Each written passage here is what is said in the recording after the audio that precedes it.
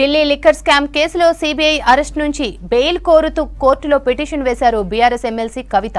ఈ మేరకు కవిత తరపు న్యాయవాది రౌస్ అవెన్యూ కోర్టులో పిటిషన్ దాఖలు చేశారు. ఈ నెల 22న కవిత పిటిషన్పై విచారించనున్నట్లు జడ్జి కావేరి భవేజా తెలిపారు.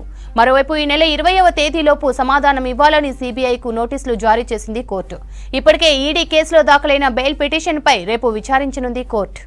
ఢిల్లీ మద్యం కేసులో ఎమ్మెల్సీ కవితకు ఈ నెల 23 వరకు జ్యుడిషియల్ కస్టడీ విధించింది రౌస్ అవెన్యూ కోర్టు. మొత్తం 14 రోజుల కస్టడీకి ఇవ్వాలని సీబీఐ కోరింది.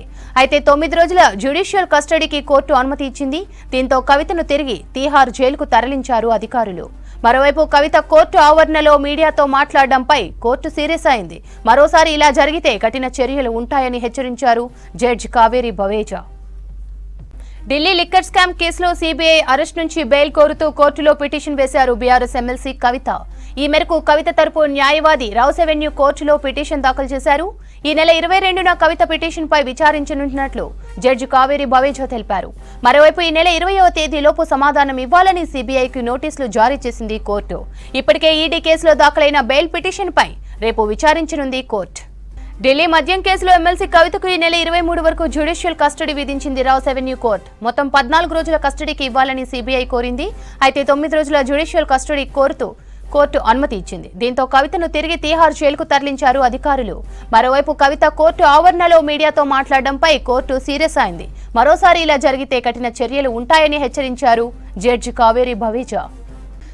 దీనికి సంబంధించి మరిన్ని డీటెయిల్స్ మదార్ అందిస్తారు. మదార్, మధ్యాహ్నం 2 గంటలకు కవిత దాఖలు చేసినటువంటి సిబిఐ అరెస్టుకు సంబంధించి బెయిల్ మంజూరు చేయాలంటూ దాఖలైనటువంటి పిటిషన్ పైన మధ్యాహ్నం వాదనలు నడిచాయి.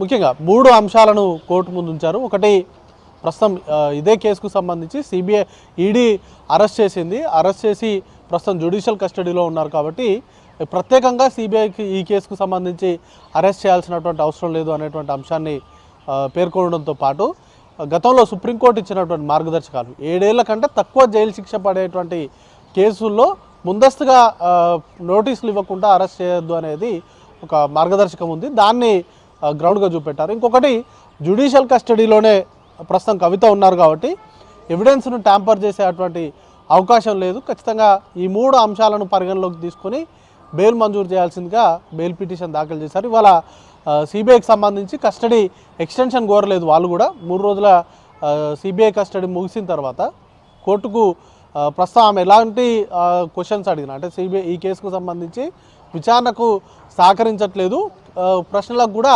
తప్పించుకునేటువంటి దూరంతో సమాధానాలు చెప్తున్నారు తప్ప ఈ కేసుకు సంబంధించి సరైనటువంటి అంటే కన్ఫ్రంటేషన్ చేసినా లేకపోతే ఈ కేసుకు సంబంధించి సిబిఐ దగ్గర ఉన్నటువంటి ఆధారాలను ఆమె ముందు పెట్టి క్వశ్చన్ చేసినా కూడా ఆమె తప్పించుకునేటువంటి దూరంలోనే సమాధానాలు చెప్తున్నారు. కాబట్టి సిబిఐకి కస్టడీకి అవసరం లేదు, జ్యుడిషియల్ కస్టడీకి 14 రోజుల జ్యుడిషియల్ కస్టడీకి ఇవ్వాల్సిందిగా కోరారు. ఎందుకంటే బయట ఉంటే ఇన్ఫ్లుయెన్స్డ్ పర్సన్, పొలిటికల్గా ఉన్నటువంటి అది కావచ్చు, లేకపోతే ఇప్పటికే గతంలో అప్రూవర్స్ను కూడా బెదిరించారనేటువంటి ఆరోపణలు ఉన్నాయి. కాబట్టి సాక్షులను ప్రభావితం చేయడంతో పాటు సాక్ష్యాధారాలను ట్యాంపర్ చేసేటువంటి అవకాశం ఉంటుంది. కాబట్టి జ్యుడిషియల్ కస్టడీకి ఇవ్వాల్సిందిగా సిబిఐ కోరింది. సిబిఐ విజ్ఞప్తి మేరకు 9 రోజుల కస్టడీకి కవితనిచ్చారు. 23 వరకు కూడా, ఏప్రిల్ 23 వరకు కవితకు సంబంధించినటువంటి జ్యుడిషియల్ కస్టడీలో కవిత ఉండబోతున్నారు. తీహార్ జైలుకు కూడా ఇప్పటికే అధికారులు తరలించారు.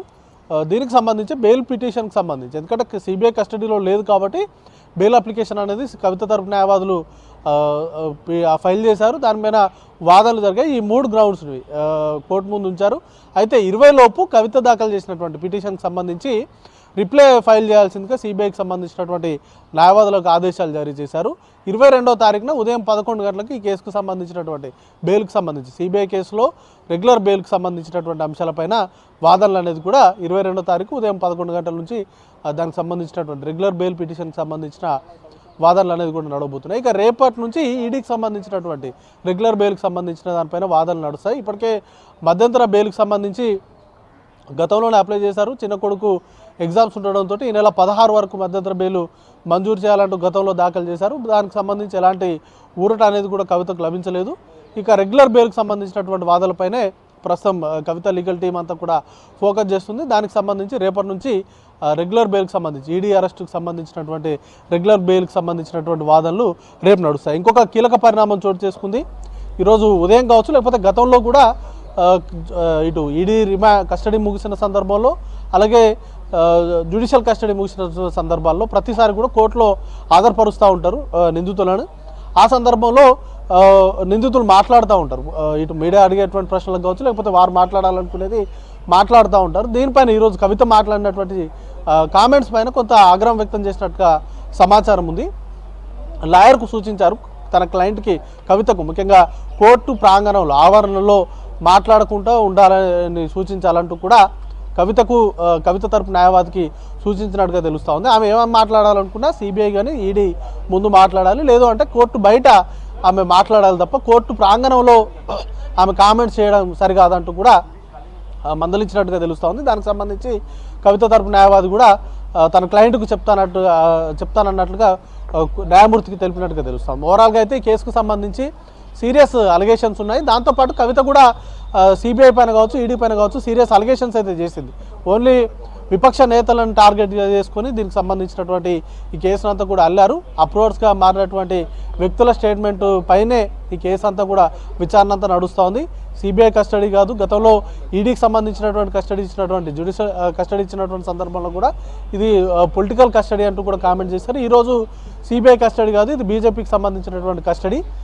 బయట బీజేపీ నాయకులు మాట్లాడుతున్నటువంటి అంశాలనే సిబిఐకి సంబంధించినటువంటి అధికారులు కస్టడీలో అడుగుతున్నారు అనేటువంటి కామెంట్స్ చేశారు. దీని సందర్భంగా కొంత సిబిఐకి సంబంధించినటువంటి న్యాయవాదులు కోర్టు దృష్టికి తీసుకొచ్చారు. కవిత మా కామెంట్స్ పైన కోర్టు దృష్టికి తీసుకురావడంతో న్యాయమూర్తి కూడా స్పందించారు. దీనికి సంబంధించి కోర్టు ప్రాంగణంలో కవిత ఎలాంటి కామెంట్స్ చేయకుండా చూడాల్సిందిగా తన తరపు న్యాయవాదికి సూచించారు. తనకు క్లయింట్కి చెప్పాల్సిందిగా ఆదేశాలు కూడా ఇచ్చారు. నెక్స్ట్ టైం ఇలాంటివి చేస్తే కొంత సీరియస్గా యాక్షన్ అనేది కూడా ఉండేటువంటి అవకాశం ఉన్నట్లుగా ఆయనకు చెప్పినట్టుగా సమాచారం అంతా ఉంది. ఓవరాల్గా అయితే ఎందుకంటే గతంలో కూడా అరవింద్ కేజ్రీవాల్ను ప్రవేశపెట్టినటువంటి సందర్భంలో కావచ్చు లేకపోతే మనీష్ సిసోడియా లాంటి వాళ్ళని ప్రవేశపెట్టినటువంటి సందర్భంలో కూడా వారు మాట్లాడారు. కాకపోతే కవిత ఈరోజు చేసినటువంటి కామెంట్స్ కొంత సిబిఐకి సంబంధించి చేసినటువంటి కామెంట్స్ కావచ్చు లేకపోతే గతంలో ఈడీకి సంబంధించినటువంటి చేసినటువంటి కామెంట్స్ కావచ్చు కొంత హాట్ టాపిక్గా మారాయి. దాంతో కొంత అది కూడా కోర్టు హాల్ నుంచి బయటకు వచ్చేటువంటి సందర్భంలోనే మాట్లాడారు. ఇది కొంత ఇబ్బందికరమైనటువంటి పరిస్థితి. కోర్టు హాల్కు సంబంధించినటువంటి దాన్ని ఎవరు కూడా క్యాప్చర్ చేయొద్దు అనేది కోర్టు నియమాల్లో ఉంది. దానిలో భాగంగానే కవితకు ఈరోజు మందలించినట్టుగా తెలుస్తోంది. నెక్స్ట్ ఇలాంటి ఘటనలు పునరావృతం కాకుండా చూసుకోవాల్సిందిగా అదే తన లాయర్కి అయితే సూచించారు. తను కూడా తన క్లయింట్కి చెప్తాను, మీడియా అడిగినటువంటి ప్రశ్నలకే తన క్లయింట్ సమాధానం చెప్పినట్లుగా ఆయన కూడా కోర్టు దృష్టికి తీసుకొచ్చారు. సో నెక్స్ట్ హియరింగ్ అంతా కూడా ఏప్రిల్ 22వ తారీఖు నుంచి అయితే రెగ్యులర్గా ఈ బెయిల్కి సంబంధించినటువంటి వాదనలు కొనసాగుతాయి.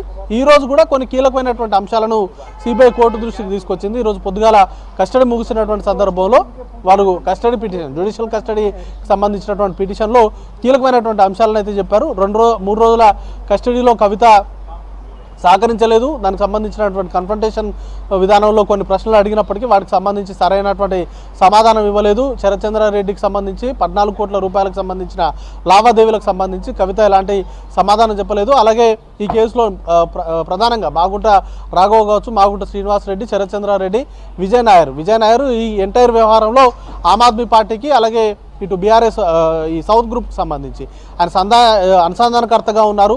ఆయన త్రూయే వీటికి సంబంధించినటువంటి మీటింగ్స్ అన్ని కూడా జరిగాయనేది ఆరోపణ ఉంది. కాబట్టి ఈ మీటింగ్కి సంబంధించి ఈ నలుగురితో కవిత ఉన్నటువంటి మీటింగ్స్ కావచ్చు లేకపోతే ఎంటైర్ కవితకు ఎగనెస్ట్గా ఉన్నటువంటి ఆధారాలను ముందు పెట్టి ప్రశ్నించినప్పటికీ కవిత ఎలాంటి సమాధానం చెప్పలేదు. దాటవేత ధోరణిలోనే కవిత ఆన్సర్స్ అన్ని ఇచ్చింది అనేటువంటి ఆరోపణలు చేశారు. బయట ఉంటే ఖచ్చితంగా వీటికి సంబంధించినటువంటి ట్యాంపర్ జరిగేటువంటి అవకాశం ఉంటుంది. కాబట్టి కవితను జ్యుడిషియల్ కస్టడీకి పంపించాల్సిందిగా వారు కోరారు. దానికి తగ్గట్టుగానే 14 రోజులు కోరారు. బట్ 9 రోజులు మాత్రమే శాంక్షన్ చేశారు. ఎందుకంటే 23వ తారీఖులోనే ఇటు ఈడీ ఇచ్చినటువంటి కస్టడీ కూడా ముగుస్తుంది. ఈ రెండు కలిసేలాగా 23వ తారీఖు వరకు జ్యుడిషియల్ కస్టడీ అయితే విధించారు. Sravanthi. Right mother, thanks for the updates.